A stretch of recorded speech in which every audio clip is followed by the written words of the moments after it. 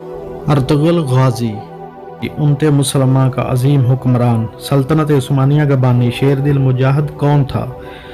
آپ کے 3 بیٹے تھے، گوہر شہریار اور عثمان۔ بعد ازاں آپ کے اسی بیٹے عثمان نے 1291 میں سلطنت عثمانیہ کی بنیاد رکھی۔ اسی بیٹے عثمان کے نام سے خلافت کا نام خلافت عثمانیہ رکھا گیا۔ اس کے بعد اسی خلافت نے 1291 سے لے کر 1924 تک یعنی 600 سالوں تک ترکوں کی تلواروں نے امت مسلمہ کا دفاع کیا۔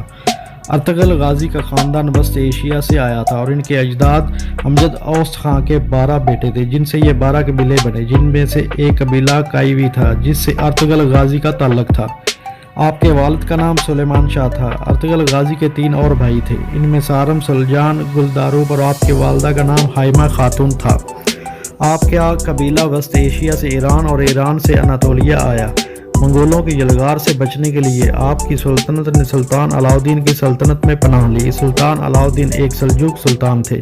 یہ سلجوق ترک سلطنت سلطان علی پیر سلام نے قائم کی تھی۔ 1071 میں بازنطائن بیٹل آف بازی کریٹ میں عبرتناک شکست دے کر سلطان علی پیر سلام تاریخ کی بڑی شخصیت بن گئے اور اسی سلطنت نے آگے جا کر سلطان علاؤالدین بنے۔ اسی طرح سلطان علاؤالدین کے سائے تلے یہ اوس خان کے 12 قبیلے جمع ہو گئے۔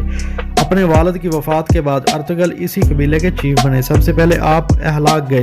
اہلاک کے بعد 1232 میں حلب گئے، جہاں سلطان صلاح الدین ایوبی کے پوتے العزیز کی حکومت تھی۔ آپ نے العزیز سے دوستی کی۔ اس کے بعد سلطان علاؤالدین کی باندی حلیمہ سلطان سے شادی کی، جن سے آپ کو 3 بیٹے ہوئے، جن کے نام پیچھے بتائے گئے ہیں۔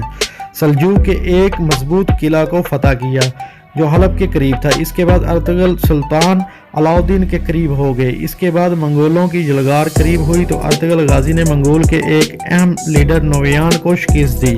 نویان منگول بادشاہ اغتائی خان کا رائٹ ہینڈ تھا۔ اغتائی خان چنگیز خان کا بیٹا تھا اور اس اغتائی کا بیٹا ہلاکو خان تھا جس نے بغداد روندا تھا۔ اس نویان کو شکست ارطغرل ہی نے دی تھی۔ پھر ارطغرل غازی اپنے قبیلے کو لے کر سوگت آئے، بالکل قسطنطنیہ کے قریب، اور پہلے وہاں بازنطائن کے اہم قلعے کو فتح کیا اور یہیں تمام ترک قبیلوں کو اکٹھا کیا۔